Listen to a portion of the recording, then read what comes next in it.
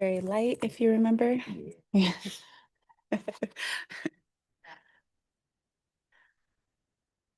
Usually like 3 or 4 times. Yours, you have to push the button really hard.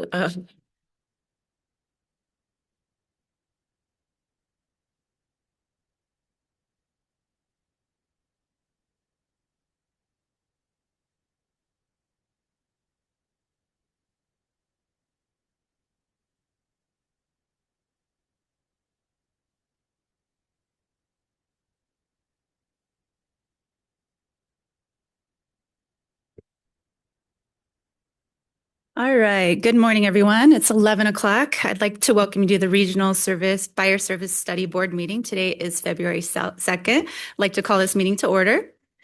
Let's start off with a salute to the flag. Member Anderson, if you can lead us, please.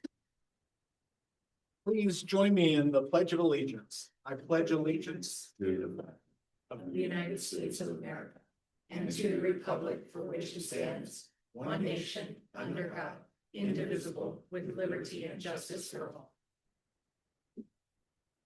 Thank you so much. Madam Clerk, may we please have roll call? Chair Mary Luz Garcia. Here. Vice Chair Joe Rodriguez. Here. City of Reno Brandy Anderson. Here. City of Sparks Paul Anderson. Here. Washoe County Clara Andriola. present. City of Reno Miguel Martinez. Here. Deputy District Attorney Jennifer Gustafson. Present. Yes. Gustafson, I apologize. And City of Sparks City Clerk Lisa Hunterman and I am present. We do have a quorum. Thank you. And thank you for being here today. Thank you. Let's close out item number 2 and move into item number 3. Ms. Matievich. Good morning, Madam Chair. For the record, Cadence Matievich, Government Affairs Liaison for Washoe County. Item number 3 is your first item of general public comment. Comment heard under this item will be limited to 3 minutes per person and may pertain to matters both on and off the board agenda. However, action may not be taken on any matter raised during public comment periods until the matter is specifically listed on agenda as an action item. Comments are to be made to the board as a whole and are limited to 3 minutes. There is a timer for those who wish to come forward. Thank you. Thank you. And at this time, we do have one public comment, Deanne Radcliffe.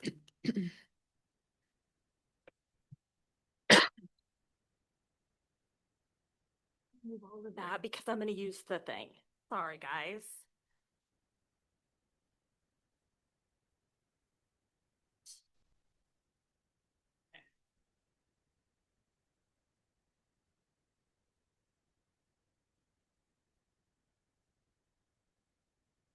Sorry, it's a low-tech happy presentation. Good morning. Thank you all for your service. My name is Deanne Radcliffe, and I am a Nevada native and a resident in Verdi. I would like to share my observations on fire and levels of service.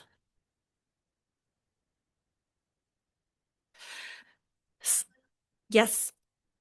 Do you want me to rotate it? Okay. I wasn't sure if it was going to capture it. Thank you. I appreciate that. Let's make it straight. All right. So, have all governmental agencies, the City of Reno, City of Sparks, and Washoe County, implemented the level of fire service that residents pay for? What are the elected officials saying? Here's our comment here.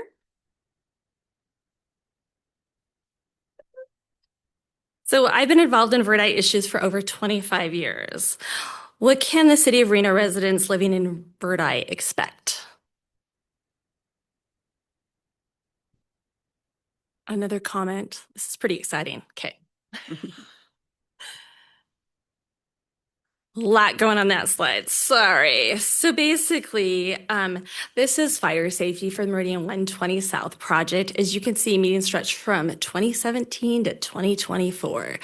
Fire safety was brought up at every single meeting for years. Despite written promises in the Mortons and Garson agreement, fire was not addressed by the city.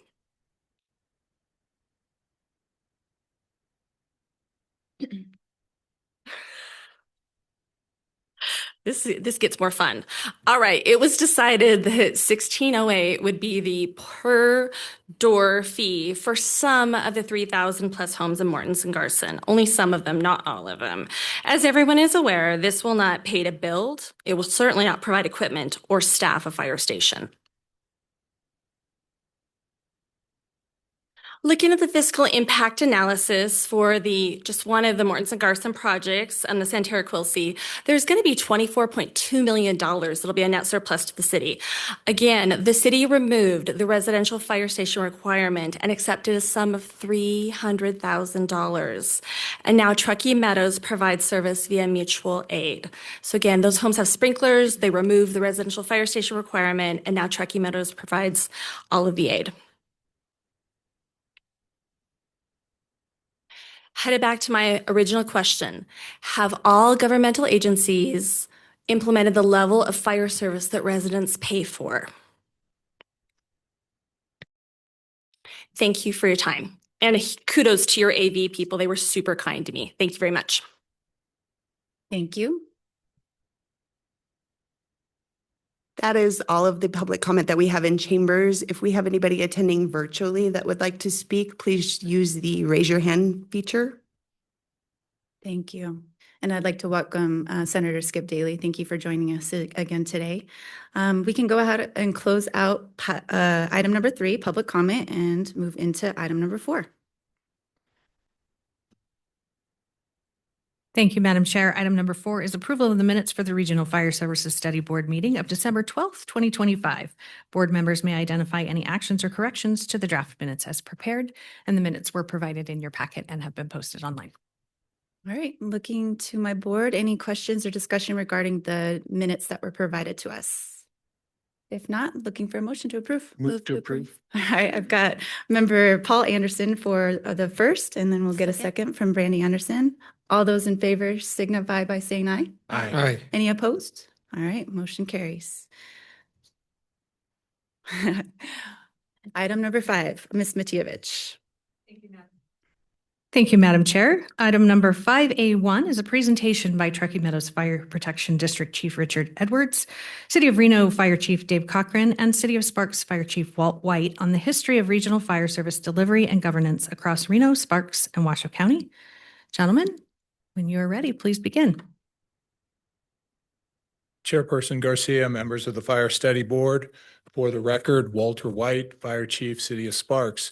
Each of us will come up and share a portion of this presentation.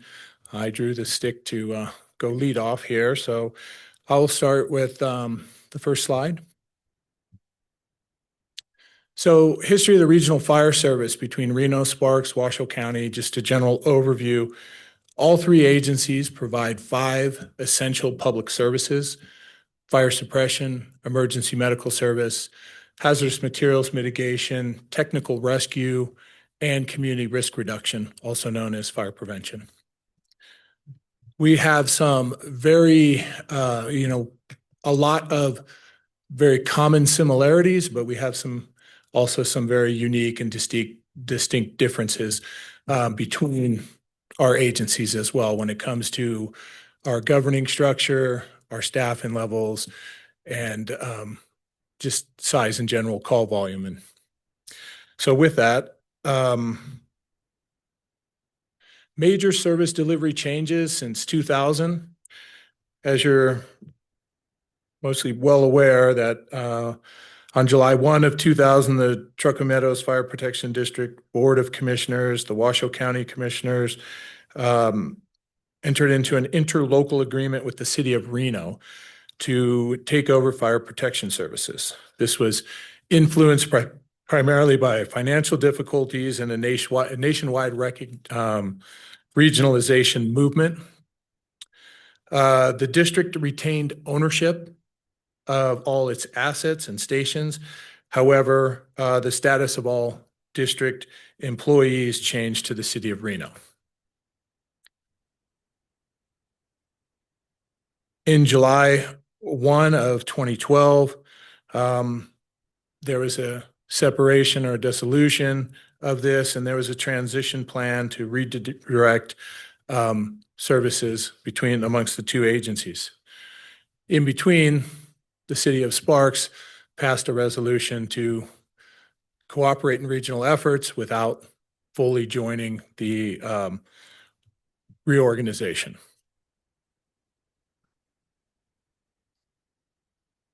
That change to separate was due largely to a collapse in the Nevada housing values, Property taxes fell dramatically, and cost of labor and services increased at the same time, which outpaced the revenue that was coming in.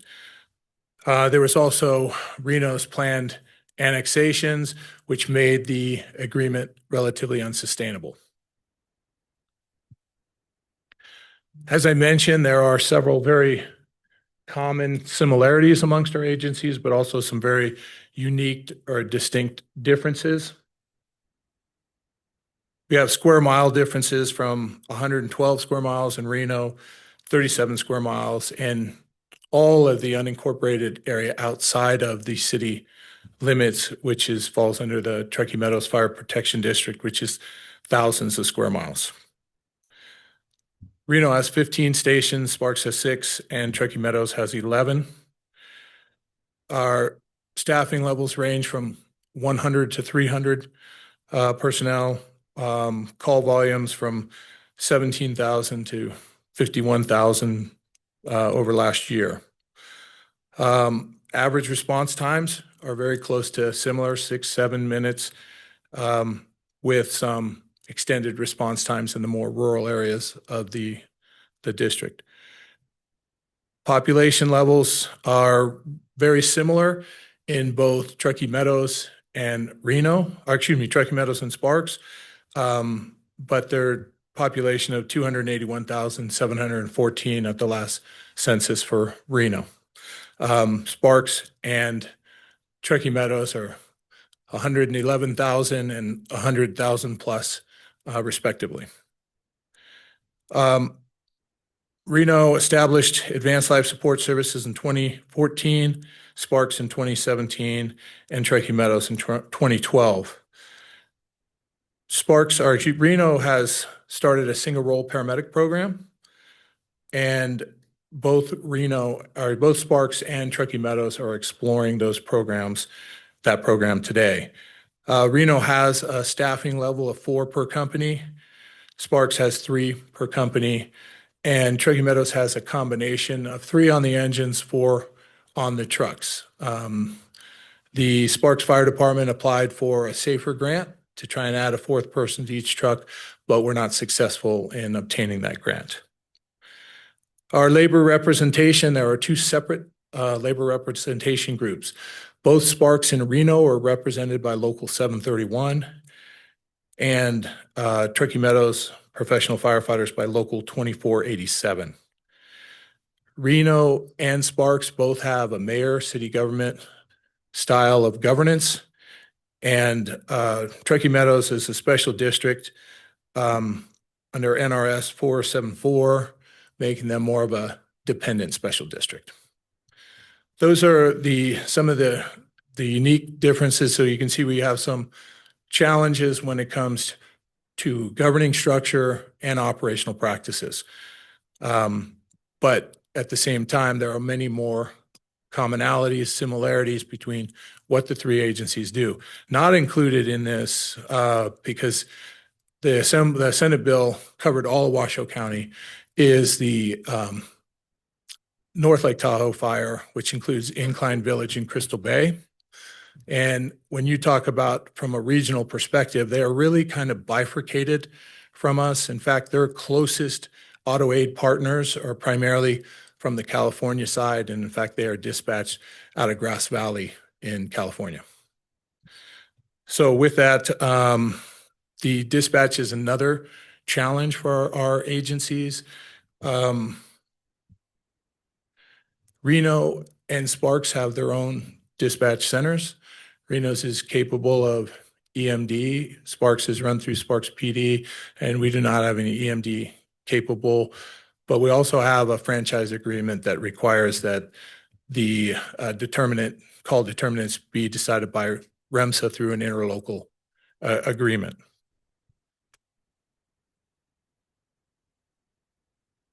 So in 2012 was the separation. I'll let Chief Edwards talk a little bit more about the Blue Ribbon Commission that came out. But as far as the growth and development, that's somewhat of a context. And when it gets to Senate Bill 319, we have Skip Daly here, Senator Skip Daly with us today, and he was the author of that. And that bill, although modified, was passed and signed by the governor into law, which required the establishment of a fire study board.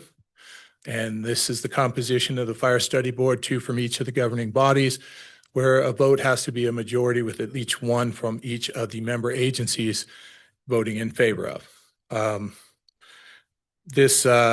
I know you have a very daunting task, so it required that we put out a request for proposals and seek the most responsible bidder, which I'm happy to say was Emergent Global Solutions, who are here in the room today, to be the consultant to identify feasibility and efficiency options for collaboration and consolidation at whatever level that may be.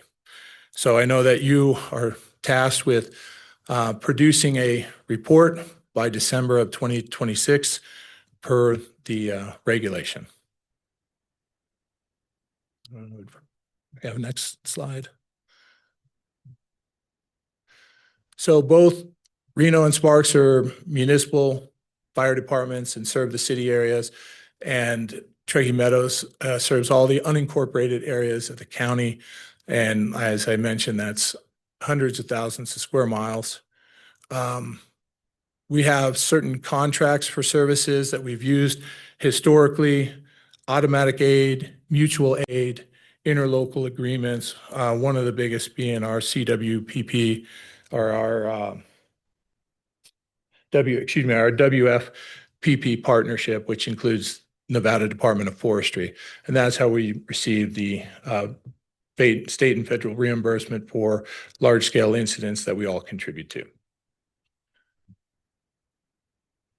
Our operational alignment, I'm happy to say we're making progress there, that we have actually adopted the three first common standard operating guidelines amongst the agencies. We're doing more joint training and collaboration, but we have a ways to go.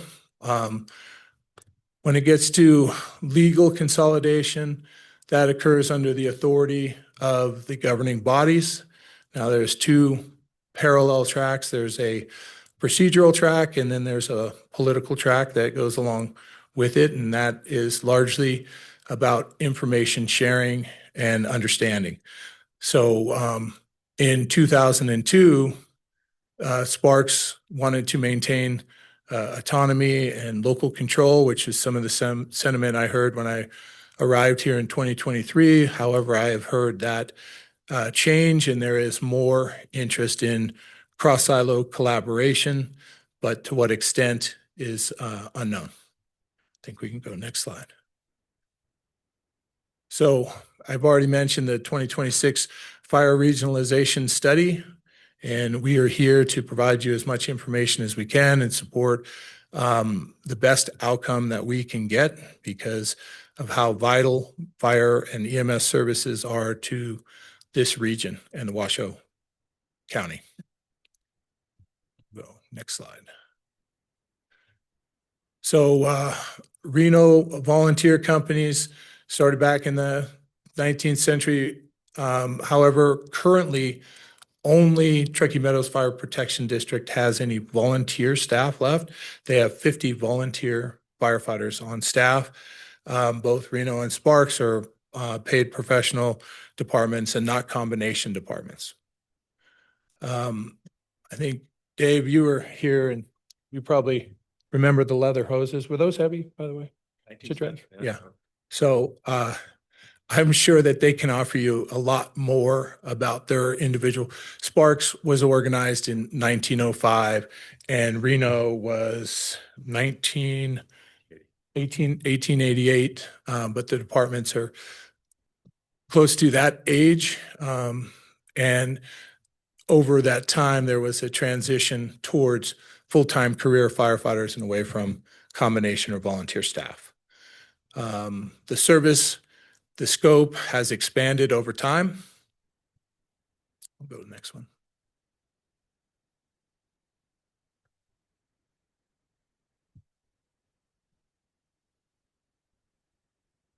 In 1972 is when Truckee Meadows was established by Washoe County. District governance and funding was created. Service all the unincorporated communities. District footprint has expanded over time to include portions of the Sierras. It's basically the district around the cities. So Sparks has 37 square miles and Reno has 112 square miles, 3 of which are Truckee River. And Truckee Meadows Fire Protection District covers all the unincorporated area outside of those city boundaries. And if we can go to the next one. In 2002, and I do have a copy of the resolution, Sparks adopted a policy resolution affirming their municipal government structure, emphasizing the local elected representation, their desire to maintain their autonomy and their local control over their fire district. So we were not part of the previous consolidative attempt. However, as I'm happy to say that I have heard that perspective and a lot more interest in really exploring what the possibilities are, more of a cross-silo collaboration type of philosophy compared to where the city's position was in 2002. So we support regional collaboration efforts, did as back in 2002, but just not willing to participate more fully in the consolidative efforts at that time. So they did not support the government consolidation or moving from their current government structure, and it was a unanimous vote, and I do have a copy of that resolution for you. So, all right, next. So 2000 and Truckee Meadows and Reno were one agency from 2000 to 2012. And then the contract for service model was used. Operational integration during contract periods, separate government structures remained. Costs and services expectations discussed, and the contract ended in 2012. And next slide. Oh, you want to take that one? I'll let Chief, Edward, if we could go forward just one more. On the Reno one. Okay, go back to the Reno one. I'll let you handle that one. Thank you, Chief. And if we could just pause for a moment, we're 7 slides in, and I just wanted to check in with the board members to see if they had any specific questions on the history. But more than anything, this is a non-action item. And thank you, Vice Chair Rodriguez, for bringing this idea forward that we could kick off today's meeting with all of this important historical context. So we'll pause here. If no questions, we'll keep trucking along. Okay, we'll go ahead and wait. Thank you so much. Great, thank you. Dave Cochran, Reno Fire Chief. I'm just going to speak to the Reno piece of this for a minute, and then I'm going to turn it over to Chief Edwards, who's going to get into more detail about TM and service they provide. So as Chief mentioned, from 2000 to 2012, we were, used different words, consolidated, but the reality is that City of Reno provided fire service to the city and to the unincorporated county under the umbrella of the Reno Fire Department. So everybody was a Reno Fire employee. They all wore Reno Fire uniforms. And there was a contract for service that the county paid for their portion of the fire service delivery. I was not here in 1888, but I was here for all of that. And I did work in the station. Sometimes in my head, I think of the TM stations as being a certain number because they were a different number when I worked at them than they are now. I'll tell you from an operational standpoint, highly effective. That was a very good model. When you control all the pieces, you control all the assets, you can be more efficient and intentional on that service delivery. So I'm a big supporter of that. Later on in the presentation, I'm going to talk a little bit about some of the challenges that we faced. And I think that those challenges are kind of what this board is tasked with, finding a path forward or recommending a path forward. As Chief mentioned, the contract for service ended in 2012. And probably since that time, we've been talking about ways to get the band back together going forward. So I think that's where we are now. I'm going to turn it over to Chief Edwards now. He's going to take the Truckee Meadows portion of this. Good morning, Chair and board members. Richard Edwards, Fire Chief of Truckee Meadows Fire and Rescue. We're going to go back a slide here. All right, so Truckee Meadows Fire Protection District was created under NRS 474, County Fire Protection Districts. In 1972, 12 Truckee Meadows Fire Protection District volunteer companies came together and were established through the county to provide emergency services to the unincorporated areas of Washoe County. The first two career fire department stations in Truckee Meadows were opened in 1974, and currently today we have 10 career stations and 6 volunteer stations. The district framework under NRS 474 provides for the dedicated funding and an independent governing board, which is the Board of Fire Commissioners. Over time, growth patterns expanded the district's scope and responsibilities, and regional growth has also created a checkerboard of jurisdictional boundaries between the cities and the districts.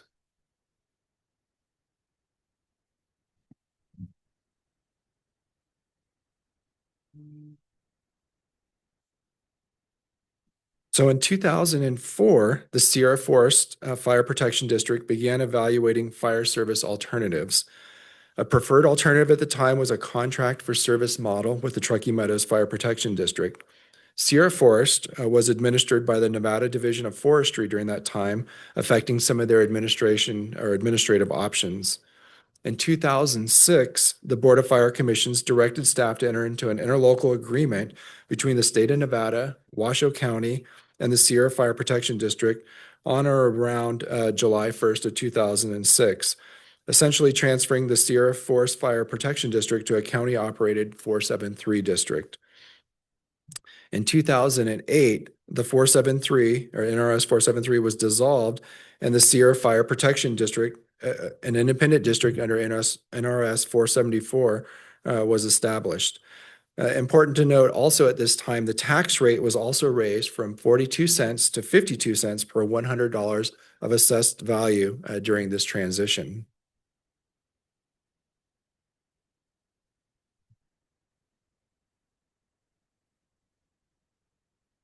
So in June of 2011, the Truckee Meadows Fire Protection District Governing Board voted to terminate the interlocal agreement with the city of Reno. The operational separation actually took effect on July 1st of 2012. And following the separation, Truckee Meadows Fire Protection District resumed independent operation as an operating agency. During this general period, Truckee Meadows Fire Protection District and Sierra Fire Protection District engaged in operational and regionalization consolidation discussions and opportunities. Truckee Meadows Fire Protection District Governing Board records from late 2011 reflect votes that supported conditions for operational alignment between those agencies.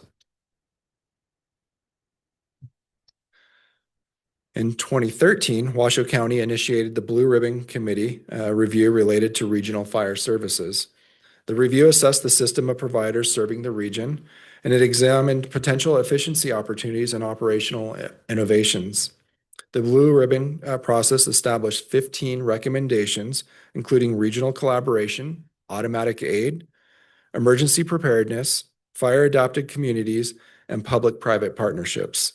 This work is part of the record of periodic regional evaluation efforts that inform later discussions and studies.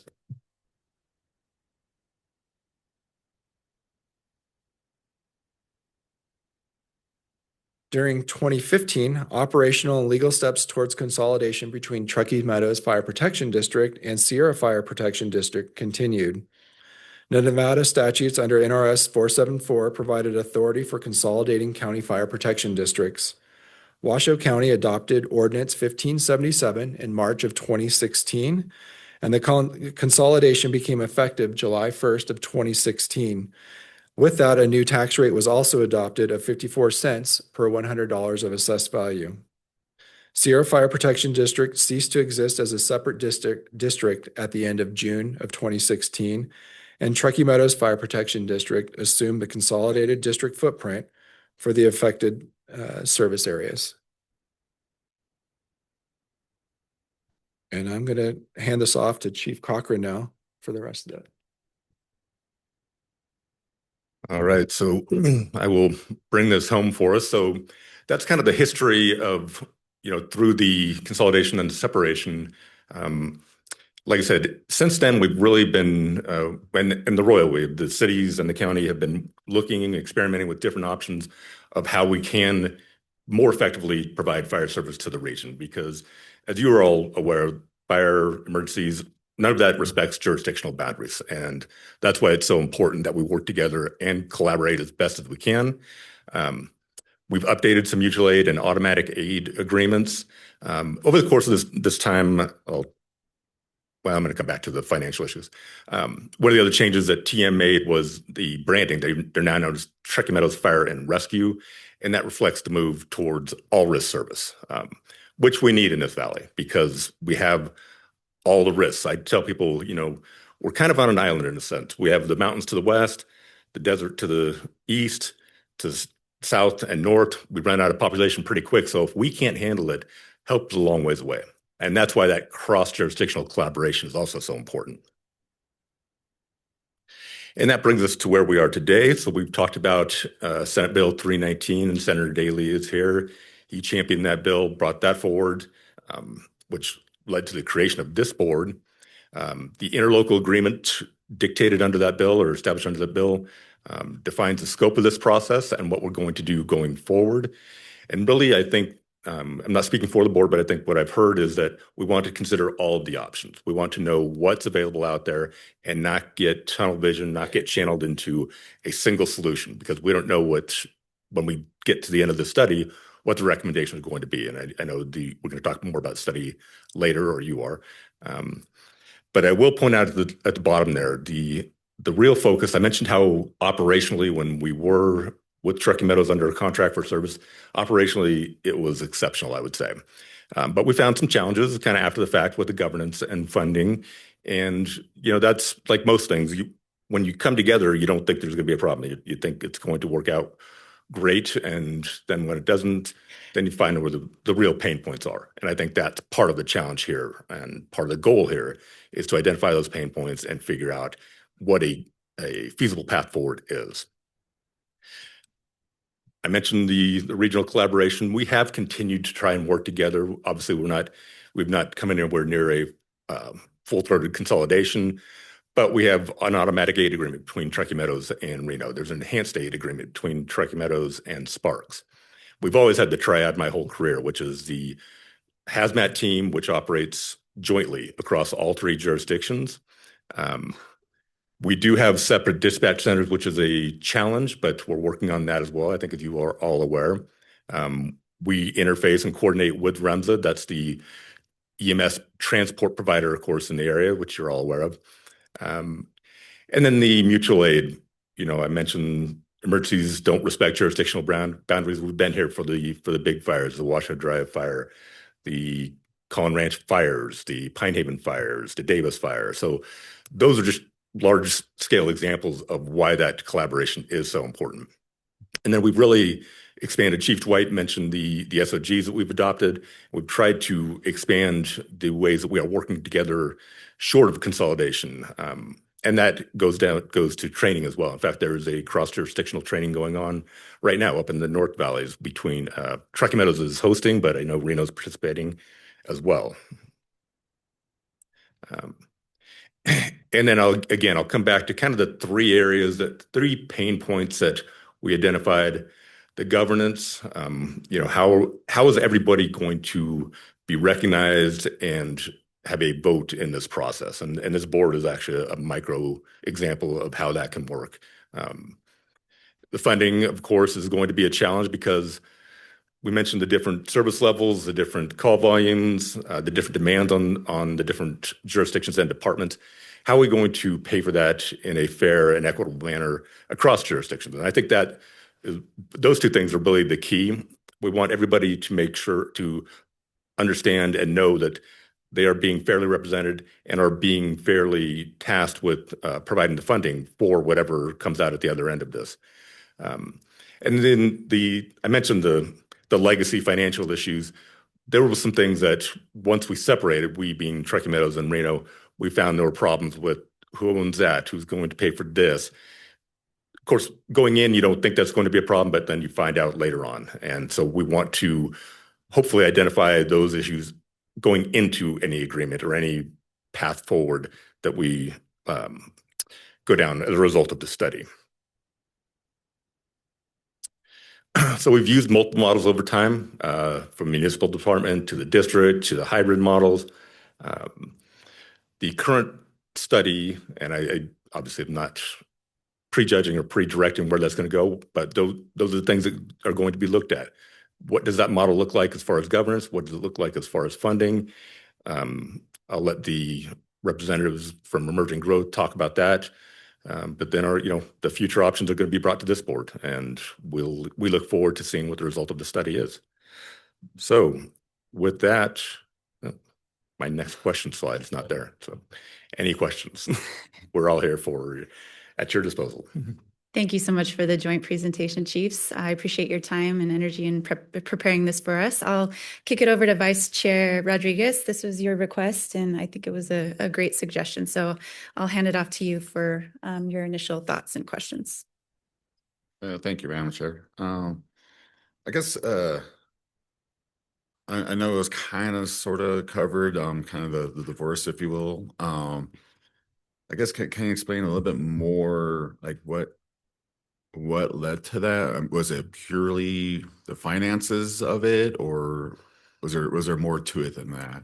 So I think and I was not in this position then, so this is a little bit downstream of actually participating in that. But my feeling was that, and I mentioned the governance and funding a couple of times, and being in a position where you're just paying for it, but you have no voice in it, and that's what the county was, I think was problematic. And I think that's the kind of thing that we're trying to avoid going forward. And then I know we didn't, it's my understanding that we're looking at fire and EMS, closest help, things like that. That's kind of the preview of this board. And with that, like to your point, tunnel vision, with in regards to RIMSA, I know that was mentioned on the slide, working with them as well. I guess I kind of like where we are now to where we are.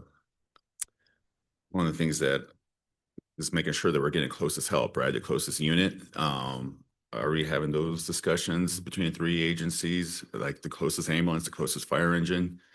We're having those discussions now, and I imagine, again, without pre-directing what the board is going to do, that would be an essential part of what the study would include, because as I mentioned, when you control all the pieces, which I think would ultimately be the goal in whatever form or fashion that takes, you want to deploy, I call it, getting the right resource to the right call at the right time. Mm-hmm. And that could be anything from a ladder truck and a bunch of fire engines to just an ambulance. And I think that's really all I have for now. I think it will be more for vendors in the next one. Thank you, Vice Chair. I'll start over here to my left with Member Andriola, and then we'll just kind of swing down the dais and give everybody an opportunity to ask a question. Okay. Thanks, Chief. I was wondering if from Sparks, who was referencing the annexing issues and the challenges of Reno accessing property and land in the 2000s and why that became a big challenge for Sparks. I was wondering if you could come up and talk to us, just give us a little bit of the reasoning of why operationally that annexing was a challenge for Sparks. And I really don't have much more information than it was one of those relationship factors at the time is what was being annexed. And so it was feelings? Yeah, primarily between the city and the county. Okay, thank you. I appreciate it. The other thing I wanted to ask, if I know that there's been a ton of progress made about dispatch in the last year since we've been discussing this, and anybody that knows anything about fire and emergency response knows that dispatch and getting it right is the number one hinge pin here of being able to regionalize or consolidate it in any way. So could you just give us an update operationally about where we are and why that matters? Yes, and you are spot on in terms of dispatch being the linchpin. If we figure out the dispatch piece, that's in my view like 3/4 of the challenge, and then the rest of it will flow from there. Member Andriola is on the Northern Nevada Public Health Board, and so she was there when they talked about this, the board meeting last week. I might have the date wrong, but the direction from that board was to move forward with pushing that dispatch piece forward, a consolidated dispatch, including EMD, which is essential to EMS delivery, because that's what identifies what resource we need to send right on the front end. Fire, the hazmat, the other issues, they're pretty obvious, but EMS being the majority of the calls that all of us run, that really is driven by that EMD piece. And so we are moving that forward. That's going to go forward irrespective of the study. But I think the study and that piece are going to merge pretty seamlessly when all is said and done, because it is an obvious key piece of what we're going to do in terms of any sort of regional approach. Okay, one more question. Oh, go ahead. Hi, Chief Edwards. Just additional information to that. So in November, part of this study board, the regionalization board, there's an operations group that met in November, and part of that conversation was regional dispatch. And through that meeting, all the partner agencies had agreed to continue to work on regional dispatch and looking at models. So we even looked to Southern Nevada. Clark County actually has an agreement with Las Vegas and North Las Vegas Fire where they do regional dispatch. And so they have that under an interlocal agreement. It's about a 6-page document that's been around for over 30 years. I've spoken with them. They said that all works great. Kind of share that information with this group, really help to garnish the support of each of the individual agencies, because at the end of the day, that's what we really need is regional dispatch, because that's going to help us make sure that we get to Chief Cochran's point about getting the most appropriate unit to the most at the call to the right time and so forth. And we can do that under regional dispatch where we have one single point to dispatch all those units. So that work is continuing today. We continue to have those conversations, drafting, interlocal agreements and so forth to look at that. But it's a much more complex challenge other than just having an agreement. Today we have 3 or 4 different dispatch centers depending on the agencies. So trying to figure out how do we have a custodian record for employees? How do we dispatch resources? Because we all kind of do it a little bit different.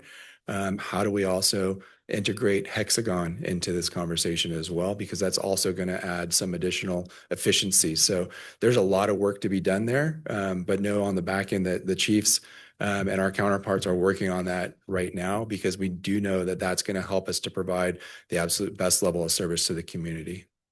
Okay, thank you. Just add on, it is absolutely central to collaboration, consolidation, whatever we want to do here locally. We're currently operating out of 4 separate dispatch systems, and that also means we're competing for employees amongst each other as well. This current system used by Sparks Fire and Reno it's a legacy Tiburon system that is no longer going to be supported. So we really don't have a choice. We need to move. Hexagon was selected. The original go live date training was supposed to be September of last year.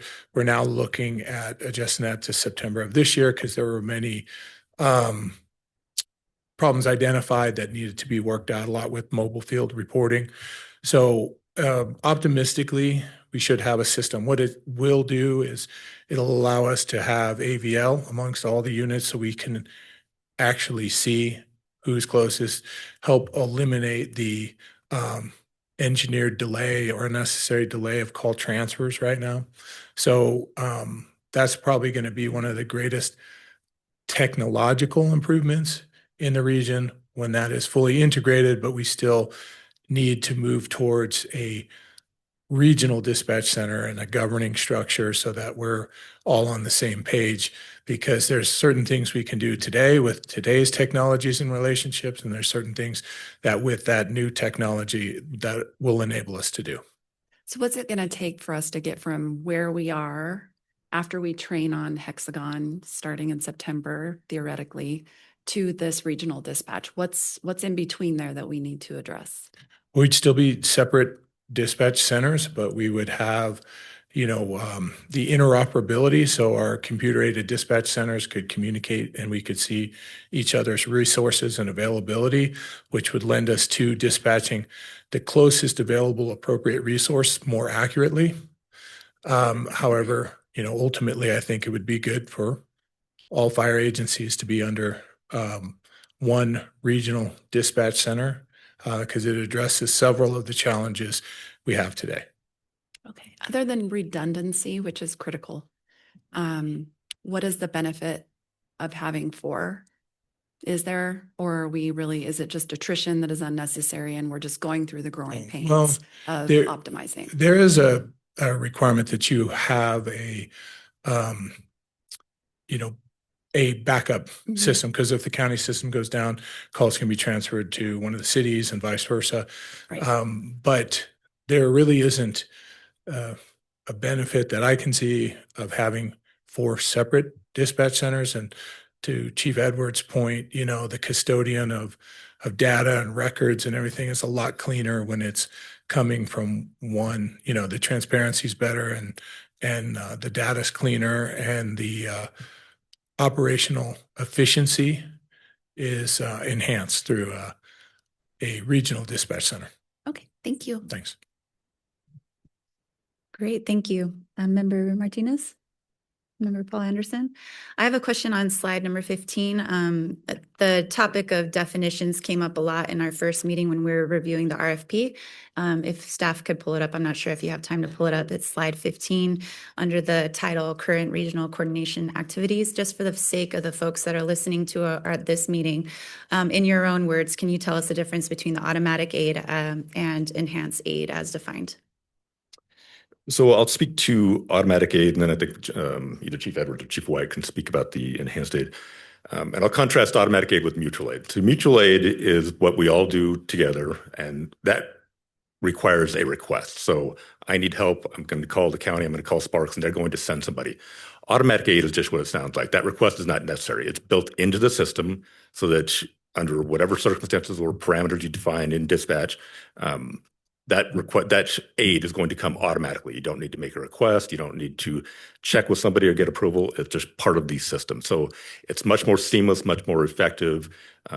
Not quite as seamless and effective as, say, a consolidation or a regionalization, but it does get you a long way down the road in terms of getting that right resource, the right call at the right time. So. Hi, Richard Edwards for the record. Enhanced aid is essentially just automatic aid. It's a term that we use here in this region. And with our partnership for Sparks, we have certain areas where we have Truckee Meadows Firehouse is closer to Sparks than a Sparks Firehouse. And so we will automatically just respond to that area and handle the call. The call never gets transferred back and forth or anything like that. Similarly, we have jurisdictions that are closer to a Sparks Firehouse than a TM Firehouse, and they just respond to that area.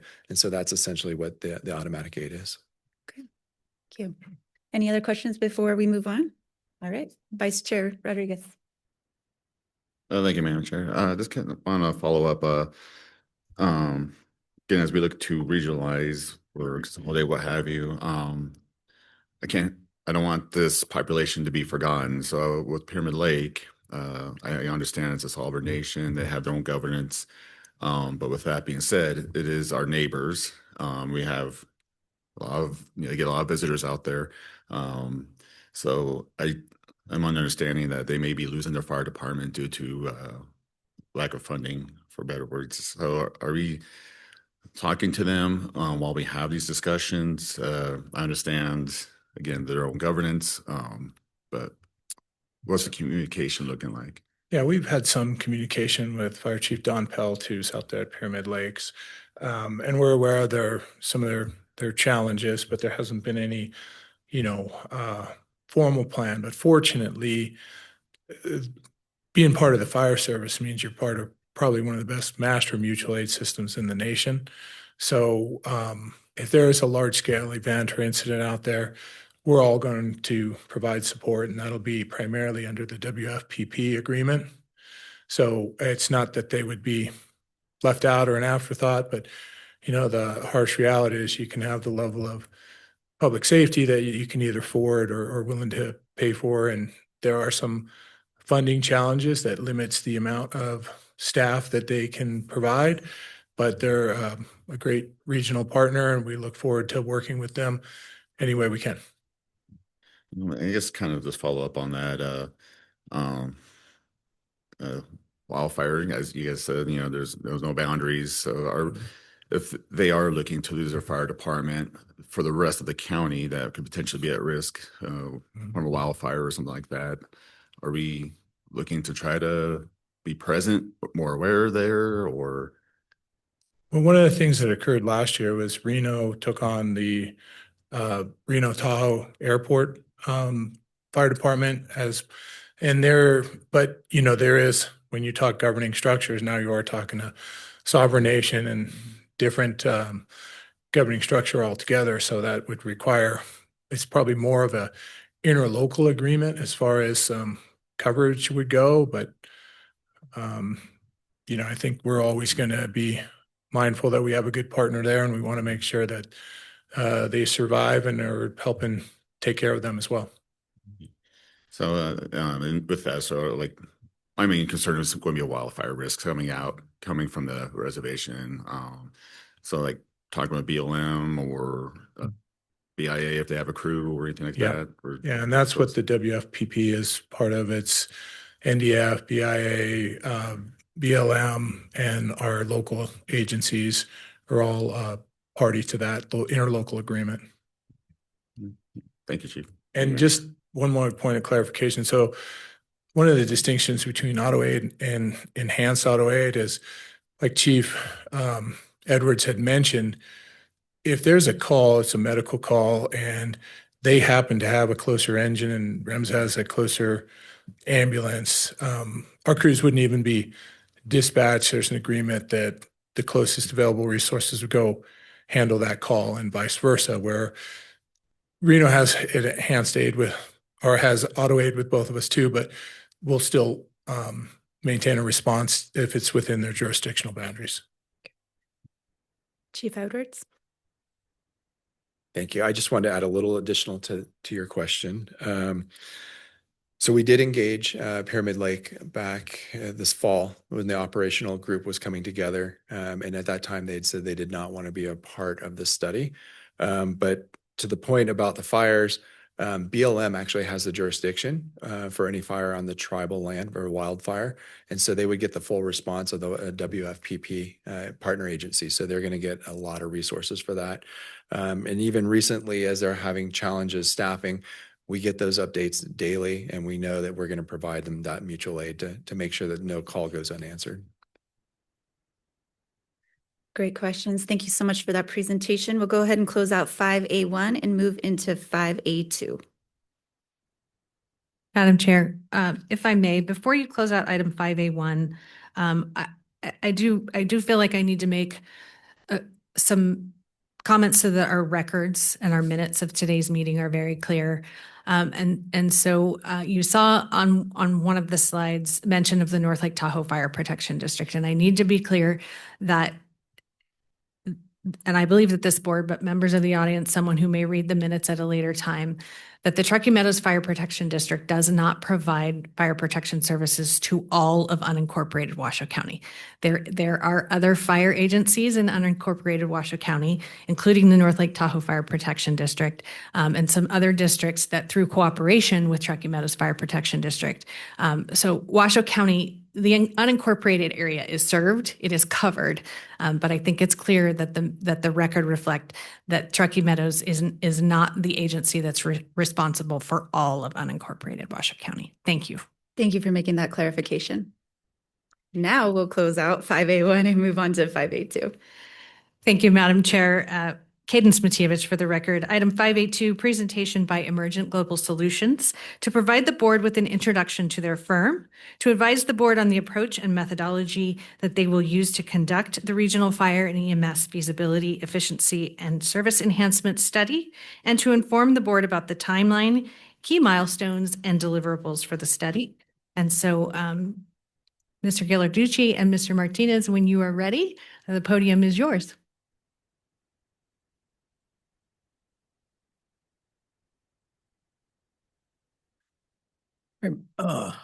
Great. Madam Chair, members of the board, chiefs, wonderful to be with you today. My name is Mark Ghilarducci, and I'm president of Emergent Global Solutions, is the firm that was chosen to do the study that we're talking about today. Emergent Global Solutions is, and the group at large is a team of very experienced former fire, emergency services, county leaders, financial folks that are coming together to be able to do a comprehensive review from the Washoe County region and, kind of address all the things that the chiefs have talked about here this morning, as well as the what was outlined in the RFP, which we'll get to as we go through this presentation. Joining me is Rick Martinez. Rick is with Ardennis, is our partner organization in this. Again, very experienced group of folks. We routinely work together. We've worked both in and out of government. I'm a 40-year fire service, emergency services, most recently retiring as the Director of Emergency Services for the state of California. And I've done in our inside and outside government work a number of these studies with regards to consolidation, standards of cover, feasibility studies throughout California and in other states. And as well, in our government service, actually did a lot of implementation of these kinds of projects, which we'll talk a little about today. With that, let me introduce Rick Martinez, and Rick's going to talk a little bit about some of the process as we move forward with that, and then we'll come back up and cover some other points.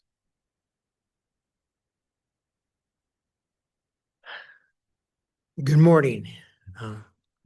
Let's see if I can operate this thing here.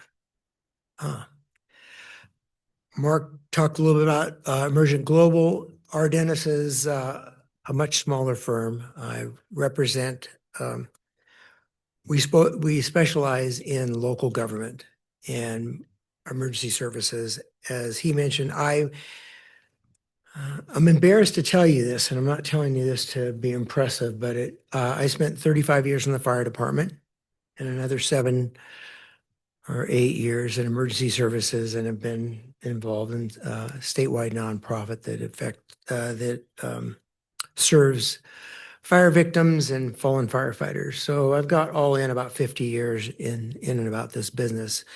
My time in the fire service was pretty diverse also. I guess some might think I couldn't hold down a job. I moved around a bit. But I did spend, I'm from Sacramento County. I was born and raised there.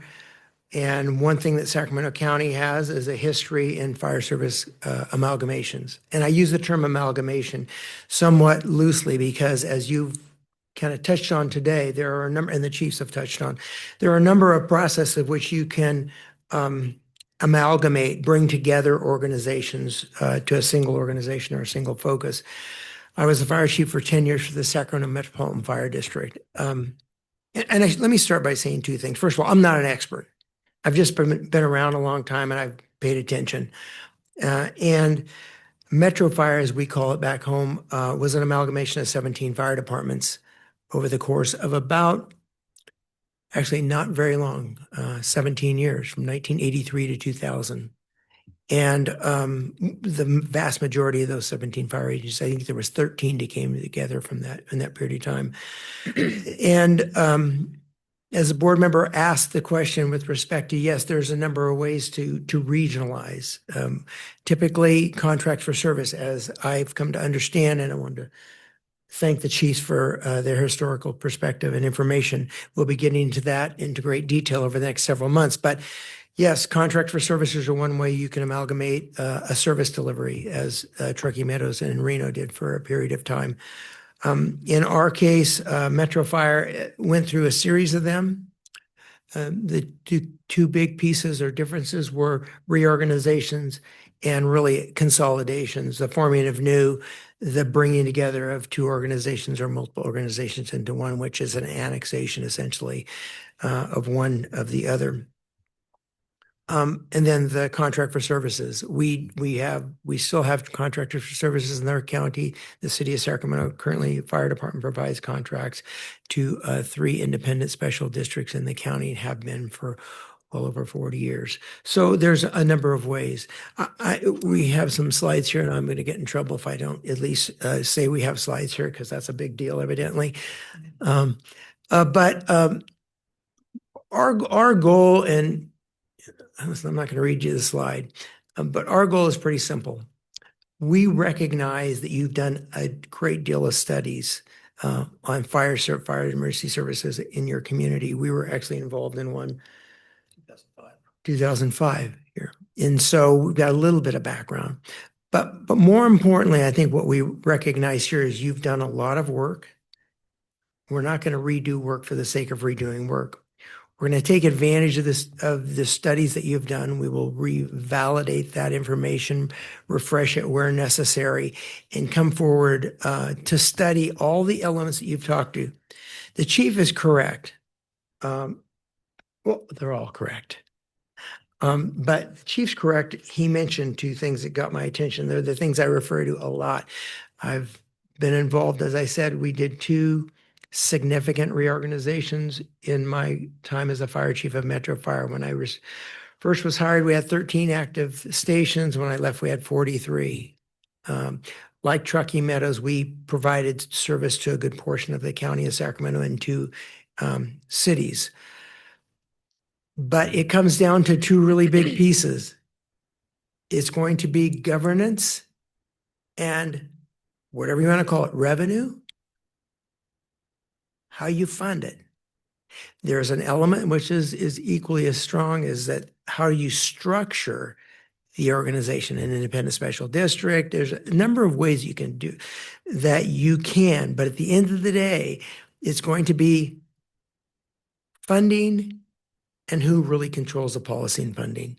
And we recognize that. I've been through it. I have stood before many cities, councils, and boards and commissions and been on this end of and so I get it. And the way that we were successful, and believe me, Sacramento County isn't the end all be all. We just went through a few of these, is that we never lost sight of the community culture. You started this meeting today with a member of the public that brought forward a question. We know that stakeholder engagement is going to be critical to this process, not just the public, not just the fire departments, not just the electeds, but everyone. So stakeholder engagement is did I hit it twice? Is a key piece of this.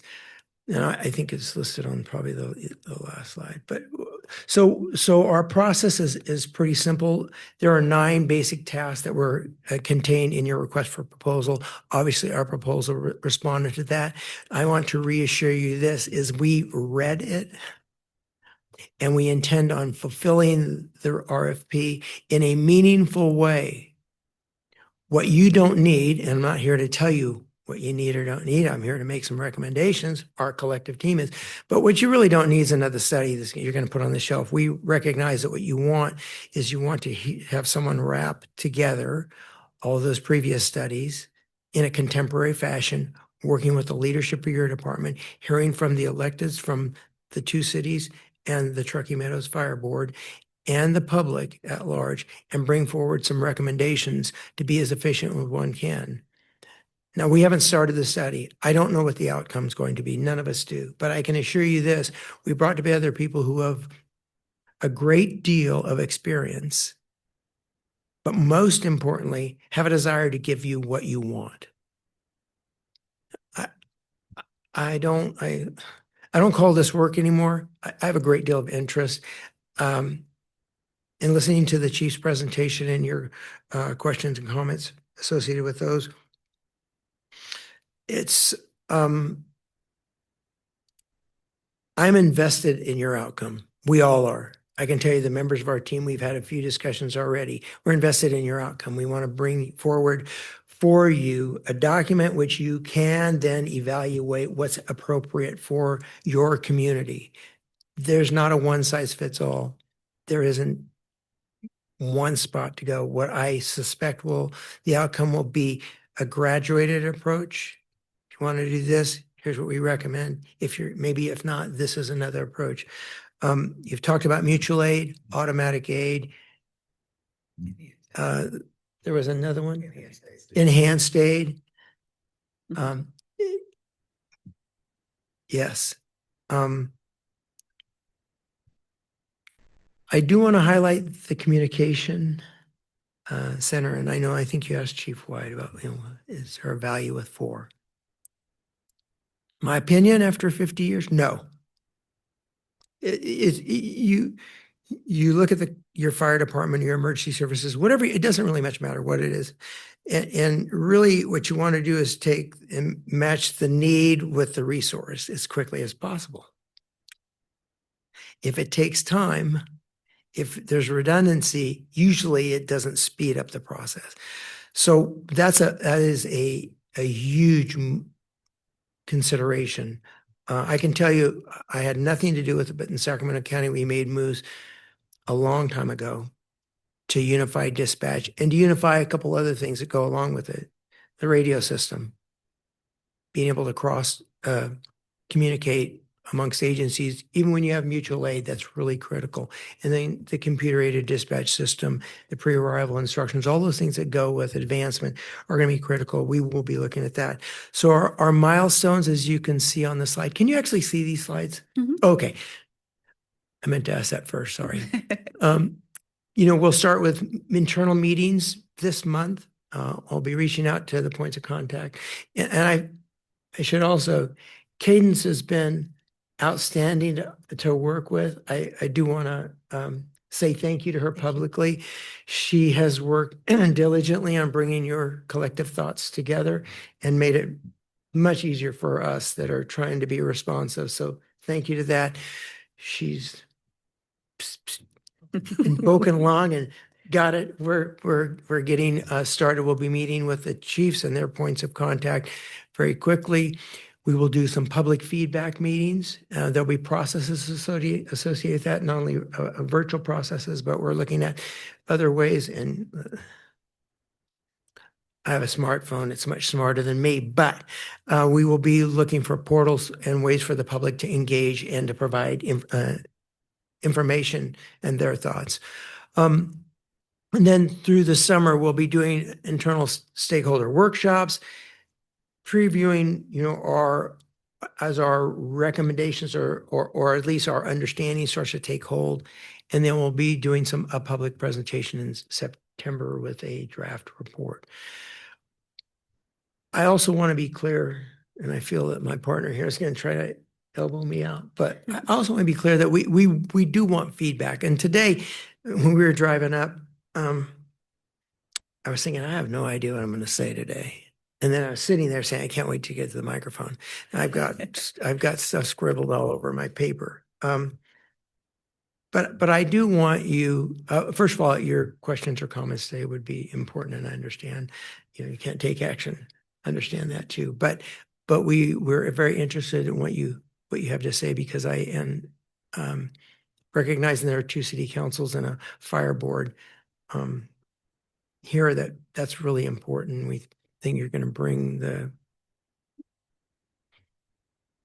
comments and philosophy of your respective organizations to the forefront. Really important for us, because we do need to know that.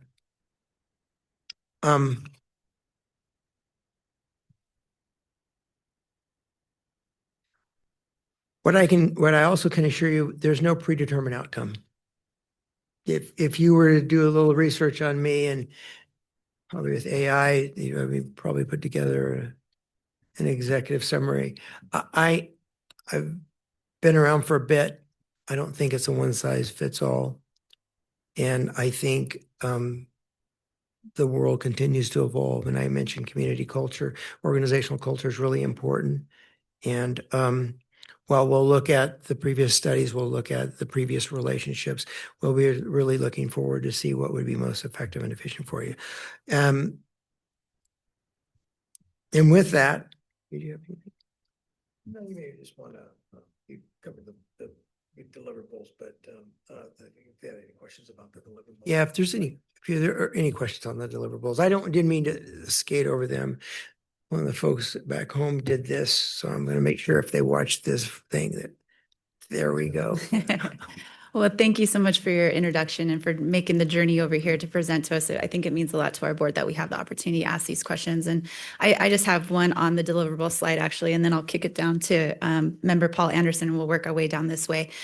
So on that slide, it says, preliminary financial modeling scenarios. And then when I look at the RFP in section 3, that section pertains to financial modeling, and it says provide financial modeling, conduct a detailed cost analysis, and on the last bullet, include phased implementation costs. So I just want to kind of set what our expectations are for the deliverables, what we're going to see in this final product. Financials are very important to all 3 jurisdictions. As you know, the region is very much under constraints in that regard. So I think what this study is doing that many of the other ones hadn't is really digging into the layers of the finances. So can you please tell us what we're going to be seeing and if that's in line with the members of this body? I'd love to hear any feedback from. I can't tell you exactly what you're going to be seeing in detail, but I can tell you what we'll do. Okay. We're going to look at the way you're funding your departments today, any opportunities that may be for new revenue, which I have to tell you before we get that's easier said than done. Are there ways to take what you're doing today and be more efficient on what it's costing you?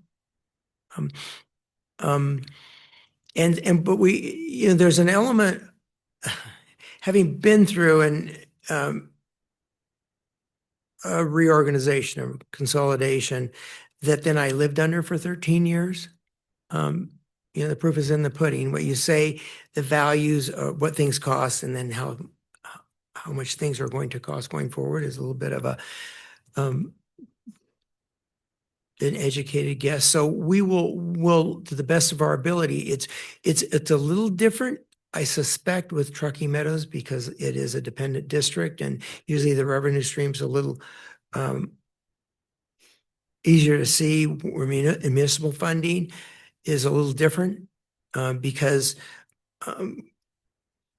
having worked in municipal government too, what is in the department's budget may not be fully reflective of what the costs are. So in other words, sometimes there are certain costs that come out of the budget, post-budget adopting. So we're going to sort through all that and try to identify the revenue stream as you know it today, identify any opportunities for new opportunities for funding, and then identify any shifts you can make that would become more efficient using the dollar better, something like that.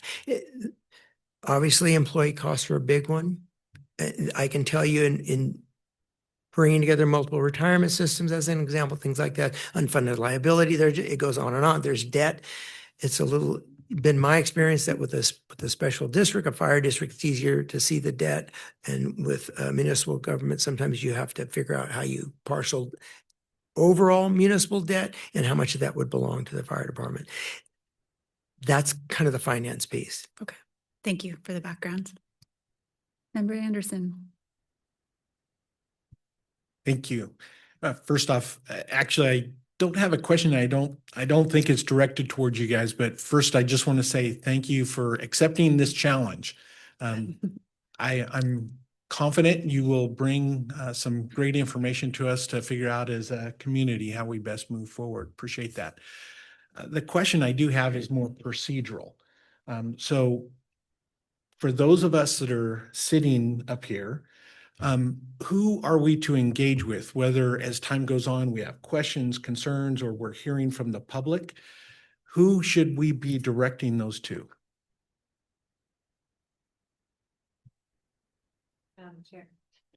Madam Chair, I think I will try to take that. Cadence Matievich for the record. Member Anderson, there are, as we've worked through the scope of work with these 2 gentlemen and other folks at their organization, there are specific points in the study timeline at which you will get updates and reports. There are monthly reports. Those will be shared with you. I think specifically to your question of who do you communicate with, if you have information, I am always available to you as a point of contact to help facilitate getting to the right person, depending upon what the question might be that you would have or the member of the public would have. As I said, there will be times throughout this study when you will receive both public presentations from EGS, and I'm going to use that acronym. Sorry, gentlemen, that's a long name for your organization. So you'll receive updates both in written format and in public format. We do have built in there times when they can provide you with individual updates in the form of information.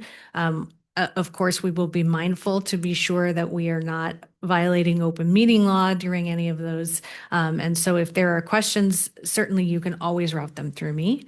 But that doesn't mean that there can't also be dialogue between you and your consultants as they work through this process. And so I think probably best place to start is with me so that we can ensure if it's just a matter of getting you information or something, but if it's something specific technical that I can't answer, then I can help facilitate that communication. Great. Thank you. Thank you.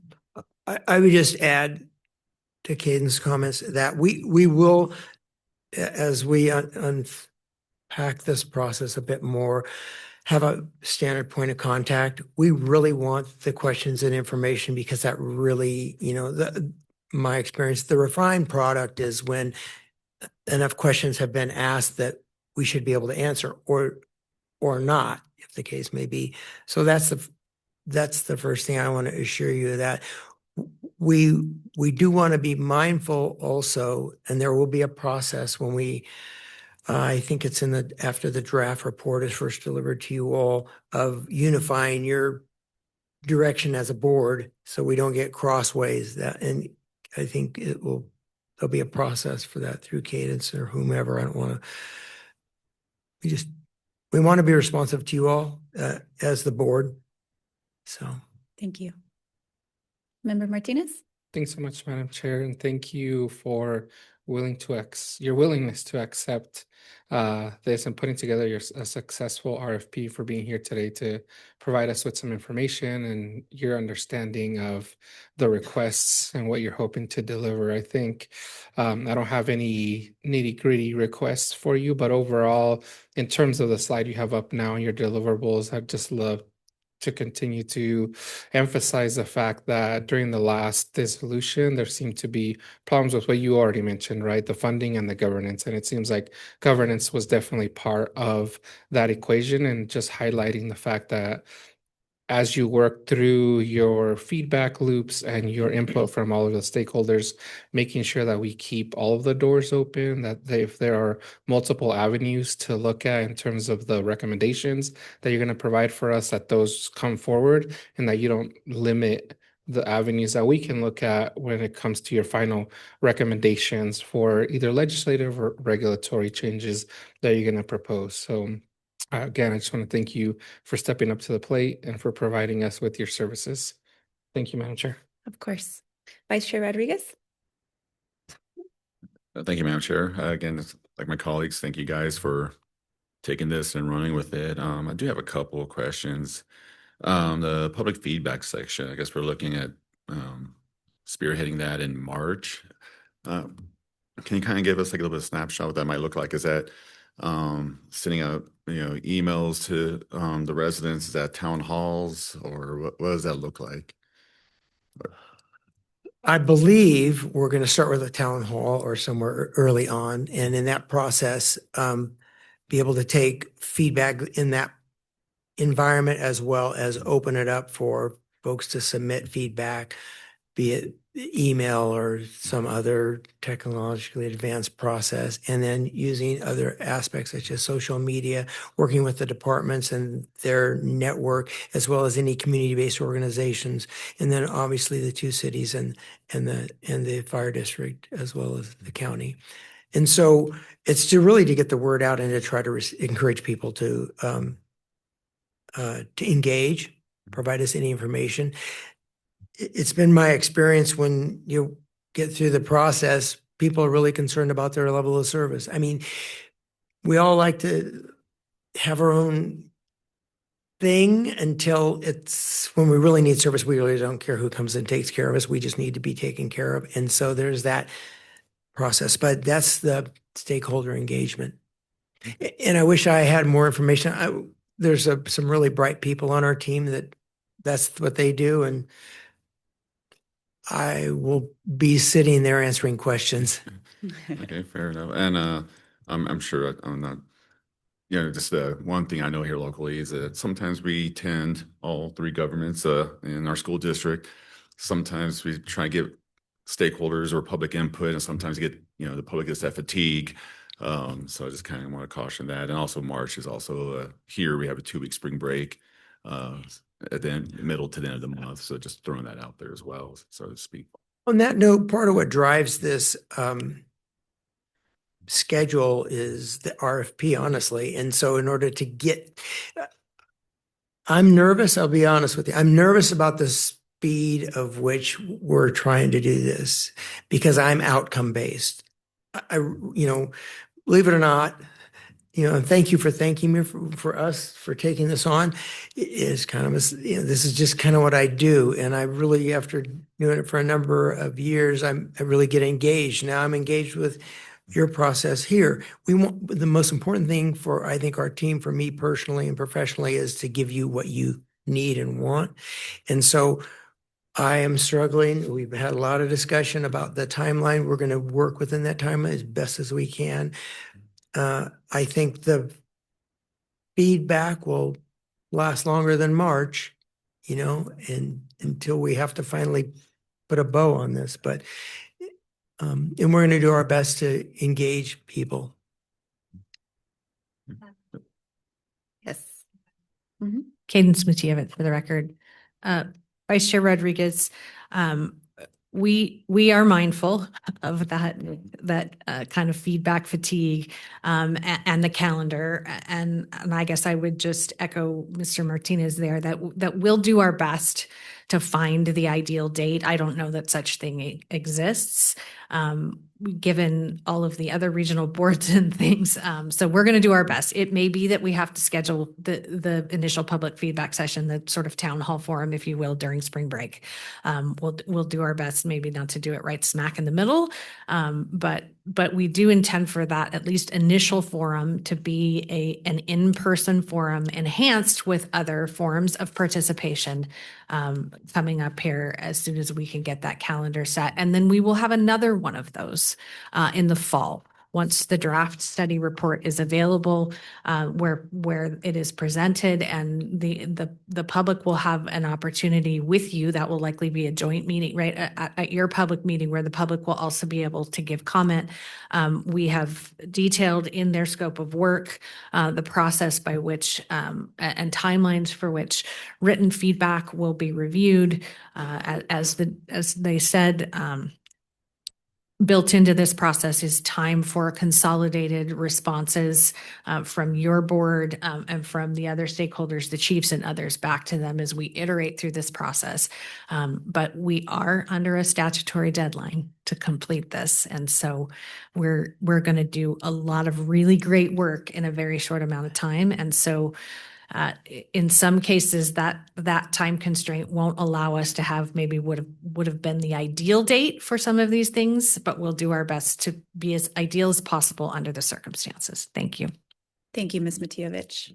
Any follow-up questions? Not really. I think you guys got a good idea of what this board is looking for different options, different funding streams, things like that. So I think you guys are tracking kind of what we're looking for.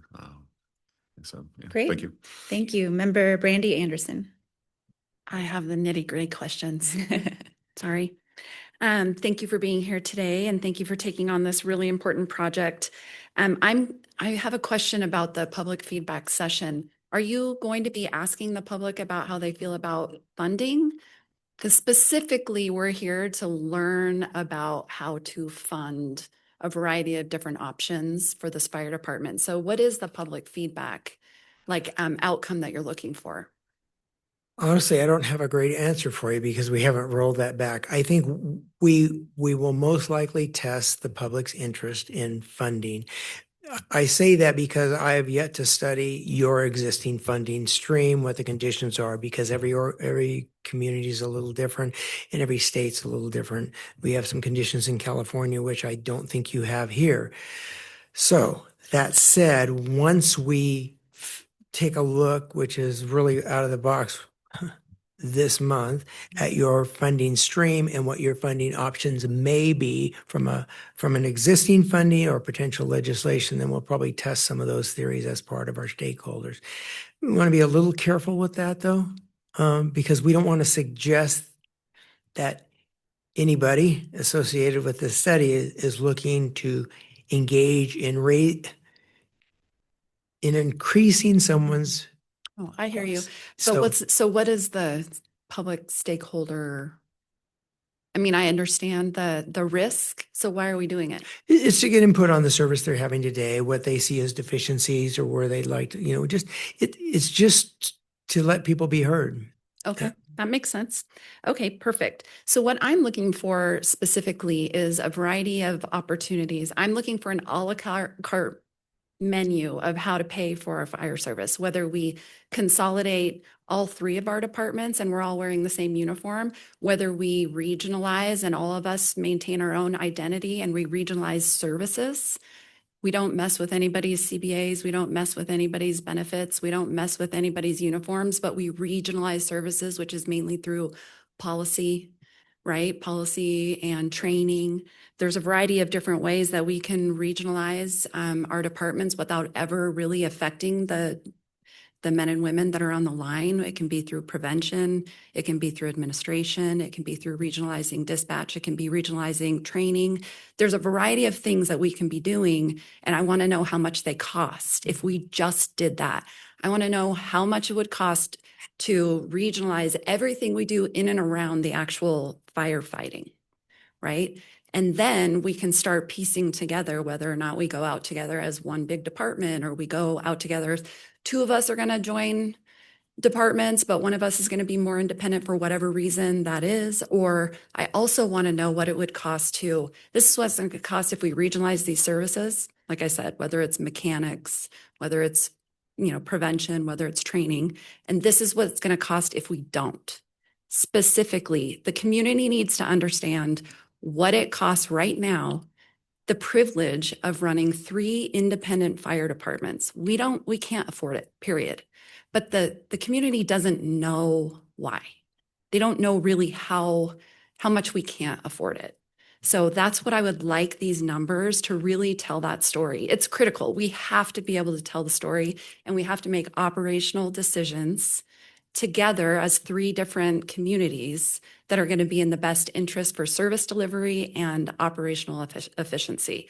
So the reason I'm going on and on about the stakeholder and the community piece of it is that I think we need to be really honest with the community about what we are studying.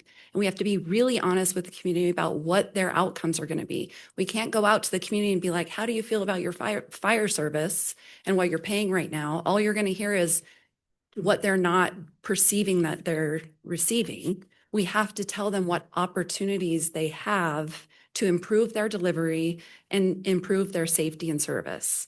And so March seems tricky to go out to a community with a real stitched together message about what you're studying without just alarming everybody for no reason. So apologies for the urgency and my passion about this, but we have to get this right the first time. And I think you're all hearing that the number one thing we need to do is trust each other. So every way that we move forward, we have to be able to trust that it was well thought out and the community understood clearly what our intentions were. So that's my first, sorry, it's less of a question, more of a diatribe. Second thing that I want to start thinking about operationally how much it would cost to do things like regionalize an overtime bridge.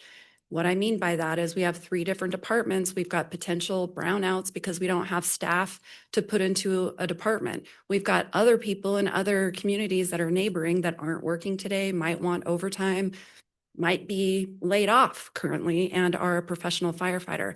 I want to know how each one of our communities can afford to put those folks to work in each jurisdiction flexibly while we're all working together. So I need you guys to break your brains open and turn this inside out and tell us like all of the new and optimized ways we can work together to deliver the most, like the shortest response times with the right people on the right equipment, no matter where they are in this community. So do you think you got that? That's our objective right there. Okay. And with respect to come back to your comments with respect to finances, excuse me, we should be able to. I say should because it's going to be dependent upon the data we receive. But we should be able to tell you what it's costing you for service today. We should be able then from that, once we know that, then we can tell you what these changes result in. Savings, how you can redeploy those savings to shore up areas where you may have need. We can do all those things. I mean, that's really, and then again, identifying the revenues so you know there's one-time revenue, there's ongoing revenue, all those elements that tell you, okay, is this sustainable long-term? Within reason. And I'll cite one thing in California. California, in the late 70s, it changed the way property tax was calculated. And when they did it, it was just came down like, and so those agencies, which were fire districts, were one of the larger agencies, providers of service that was dependent upon property tax to fund. It shrunk overnight. And so it was a bit of a Rubik's Cube to try to figure out how you maintain service. So I say that if things happen like that, obviously you can't long-term predict what will happen. But overall, you should be able to predict, is this a viable long-term solution under this structure, governance model based on today's revenue stream? All that, yes, will be included. I don't envision that in March, we're going to go out to the public and say, hey, if you want this will cost you this. What we can talk about is what our objectives are in the study, the tasks, the deliverables, get their feedback. And I think as we go and we do reports back to you all, the rest will come out. We won't have enough information in March to be able to, if we did, this would be a 60-day study. We won't have all of that information to be able to say, this is what it's costing you. This is what's going to happen if you don't do this. That's part of the study. But we're working that. We want to give you what you need. Okay. Just the communication with the community is going to have to be well scripted because we need the community to understand the complexity and the importance of the problem and the long-term ability to fund the department that they have come to expect and deserve. One other thing I just wanted to call attention to and get on the record is that when you said that the long-term funding and ability with benefits, and public employees they're one of our most important investments in this country, and they're one of our most expensive. We can't afford an educated guess on what our department is going to cost moving forward. So we need a real sophisticated formula that understands the nature of what state legislatures do with not only retirement benefits and everything else. We need a formula for funding that can really handle the impact of decisions that get made that are unfunded liabilities from a state level for these departments or for this department moving forward. So I would like, when you come back to us, some kind of an educated discussion about how we are forecasting how we're going to afford our employees in the next 30 years, not just in the next 5, and how we are going to fund it. That's great. I don't know we'll have that for 2 reasons. One, what happens over the next 30 years will partly be decided by folks like yourself that are sitting at a dais like this that decide what you want to do with benefits and salary. That's one aspect. Believe me, I worked in a situation that had a very distinguishable revenue stream. And near the end of my time there, the elected body decided to, in my estimations, exercise some generosity that long-term wasn't sustainable based on a 30-year look back. So I'm assuming you'll use the 125 years worth of financials that we have to give you a model forecasting Yeah, forward. no, and I'm just saying, so there's that element, and then there's the element, if the state legislature does want to make some changes, you may not know that's what they're going to do in 5 or 10 years. That said, we do look at the long-term sustainability based on what we know today, based on the structure, also that you have today, the revenue stream structure, but also the potential for raising new money. In most places, it's pretty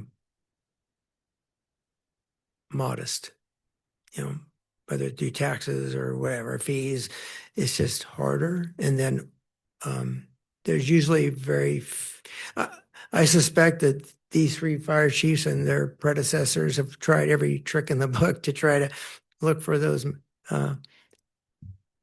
new opportunities, but we'll look at all that. Obviously that's what we're here for. I mean, that's why we're having this, that's why we have this study, that's why we have this board, is we are, as a community, collectively trying to go out and become one community as it relates to fire, not only our awareness, but our preparedness. And so it's up to us to sell the solution that you bring us, but I need the information in the solution that you bring us to be clear enough so that we can go articulate it to the community about why it's the right best choice. And so I have high expectations. I heard. Okay, thank you. Thank you. Thank you. Member Andriola. Thank you. I really thought it was pretty interesting that we are all leaving with funding and governance as being something that seems to be common amongst all of your years of experience and studies. But I really think the fact that really it's about the community culture, Mr. Martinez, you mentioned that, it's about organization, but it's also about the expectation of every single one of the folks that we serve, period. So it's a culture of expectations as well. The fact that there's some complexity to this is not to be taken lightly, but the reality is that when someone picks up the phone, they don't need to know the complexity. They need to know that it's going to be the closest call, that the folks are professionally trained, and that these, in some cases, are life or death, and their expectation is clear. I think their expectation is clear. I think some of the complexity may not be. And I think if most people really understood, I think it would be scratching their heads as well. So I think we all have high expectations. Many of the studies that were done, as the chair indicated at the beginning of this meeting, did not necessarily outline funding and what those options are, and more importantly, what the trade-offs are. And so I think it's really clear for all of us that there's a big job for you ahead. And I'm glad that you have a lot of data as well that was already done. So even though it's an aggressive schedule, I think that you have 3 experienced fire chiefs with a wealth of knowledge, a wealth of experience. You have models, for instance, like Southern California. You said California so much, I went to California. Southern Nevada as well. So there's a lot of best practices, but I think from my perspective, I think we all share the interest of serving the community first. And that's really important. And what is that going to cost? And what if we don't do it? I like the fact that you have an implementation framework for the funding strategy and implementation plan as part of the requirement of this. But I do have a question specifically on the insurance evaluation for proposed regionalization. What does that mean exactly, the insurance evaluation?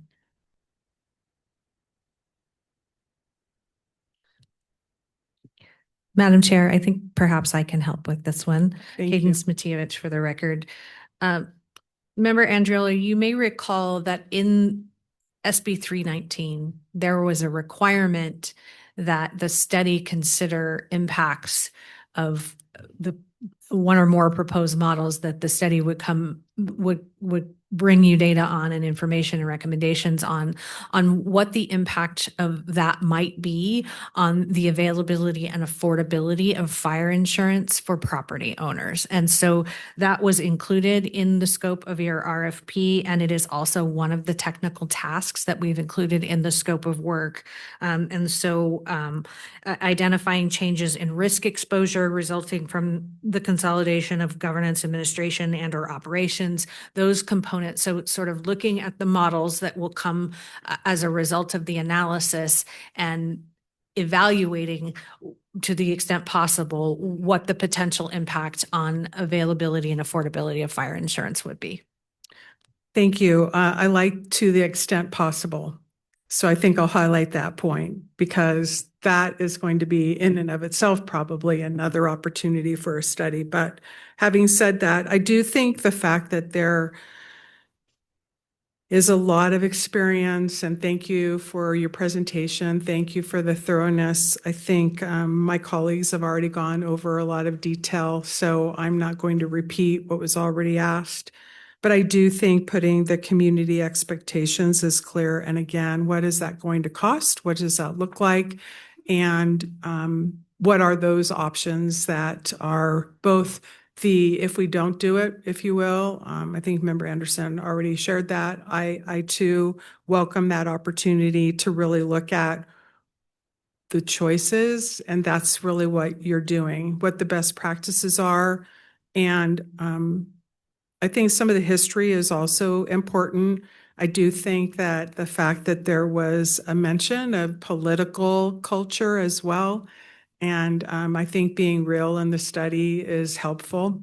And you all get to actually share what that is. And we all have the opportunity to read maybe what is a little hard to read. But I think you have to be real about what we're all facing. And how important we all know this is. So thank you for your years of experience. Thanks for looking at all the data. Thanks for not reinventing the wheel.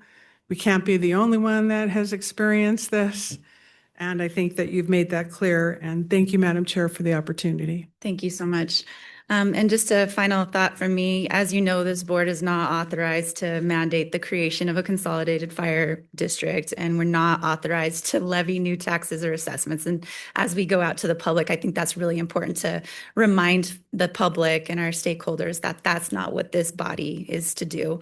We're leaning heavily on you to meet these this ambitious timeline so that we have the information to then transfer that over to the governing body so that we can continue the discussion moving forward. So thank you for signing on for such a heavy lift, and we look forward to working with you moving forward. So have a great day. And any final thoughts if you would. I want to close with two comments. First of all, the board member made mention of California. What I can tell you is a couple of commonalities that cross the state lines, multiple states. One is that, and the chiefs mentioned it, a few of you have brought it up, firefighters want to help people. That's what they do. And so the closest appropriate resource and moving every hurdle out of the way to get the closest appropriate resource to an emergency is really what firefighters do. They do it in California, they do it in Nevada, they do it in Oregon. They want to do that. So we all have that going for us. I think as a consumer, we all are potential consumers. Today, if I walk out here and fall down or we're in an auto accident out in the parking lot here, it's going to be Nevada firefighters, particularly, that are going to come to assist us. If it were my family, it's the same thing. That's what we all want. I mean, I think there's a lot of things that are very substantially similar. Let me just put it this way. So we come to you, we come to this project, recognizing community culture, recognizing that people need to be heard. So stakeholder input and looking beyond California, but beyond what are the best practices, what's worked. Someone mentioned Southern Nevada as an example. the Las Vegas Metropolitan Police Department, I think that's what they're called, as a conglomeration of the police agencies in the greater Clark County area. I'm not sure how they did it. I'm not sure how they established their funding, but it happened to happen in Nevada. We will look at that just to say, oh, is there a lesson to be learned here? So I think anytime you're amalgamating any service, it's interesting.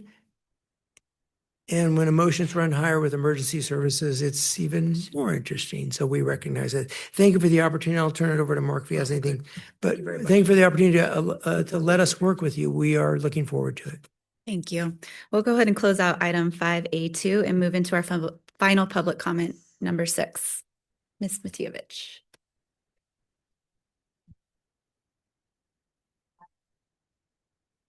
Madam Chair, as with your initial public comment heard under this item will be limited to 3 minutes per person and may pertain to matters both on and off the board agenda. However, action may not be taken on any matter raised during public comment periods until the matter is specifically listed on an agenda as an action item. Comments are to be made to the board as a whole, and again, the 3-minute limit will apply. Thank you. Madam Clerk, do we have any public comment? We currently do not have anyone signed in for public comment in the chamber. All right. Hearing and seeing none, we'll close out item number 6 and we'll move into. Yes, my apologies. Anything on Zoom? We do not currently have Thank anyone you. on Zoom either. Thank you so much for the clarification. Board members' announcements, any requests for future items or requests for information? All right. Seeing and hearing none, we'll close item number 7. And that leads us into adjournment. We are adjourned.